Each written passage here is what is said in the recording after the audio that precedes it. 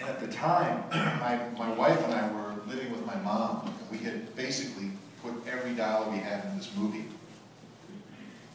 And this was it. This was the most pivotal moment of our life. And about 10 minutes into the movie, as the movie was playing, one of the characters on screen was talking, and all of a sudden his voice went like that.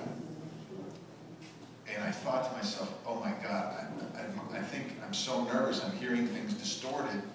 About 5 more minutes went by, and another character was talking, like that again. And I thought, oh my God, I don't think it's me. And then my wife squeezed my hand.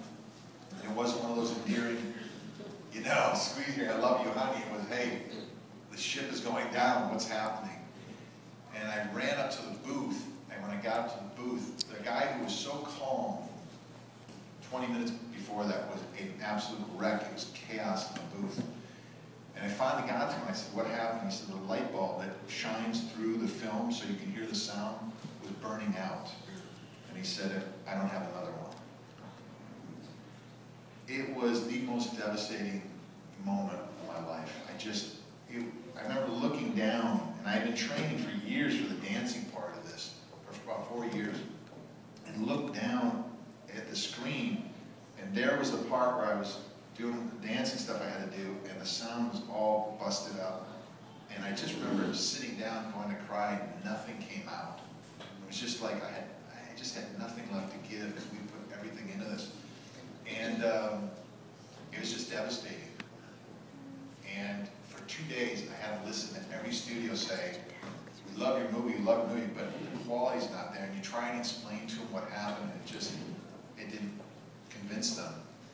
On Good Friday, no less, I was going to church, and the phone rang. It was my producing partner, Mike, and I said, Mike, what happened? He said, Disney passed, Paramount passed, and Columbia passed. Everyone had passed.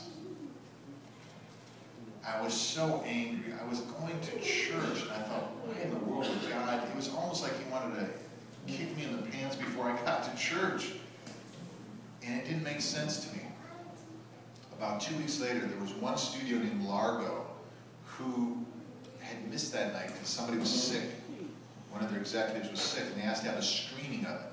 So we screened it for them, and they were thinking about taking it to the Cannes Film Festival. And the guys called up, Peter Elson called up, and he said, I'm wringing my hands. And I had been in business long enough to know, whenever you heard I'm wringing my hands, that usually meant we're going to pass. I went home, got on my knees, literally, and I said, God, I just can't go on. I'm exhausted. I said, if they pass, I said, I'm going to have to go on and do something else, but I don't understand. What was that prayer, you know, when I was in St. Sophia and I prayed? I thought we had an agreement. I thought we had an understanding. This is what you wanted me to do with my life. I said, as I got up, I remember saying, you're going to have a bitter son in your hands. I felt horrible about that. Even thinking about it, I hope I had the decency to say, but thy will be done. But I was at the end of my rope professionally. And I left, went to the grocery store, my phone rang. He's Mike. He said, who's our lawyer? I said, I don't think we have a lawyer. I said, why? He said, don't look up, don't look down. He goes, I think they're going to buy the film for foreign rights. And sure enough, Largo had called back in that intro and said, we want to buy the film for foreign rights. So we went to Cannes. And one thing I learned that day, as you'll see the story goes up and down after it, but one thing I learned that day, I never went back to God with that question again. From that moment, you know, it was like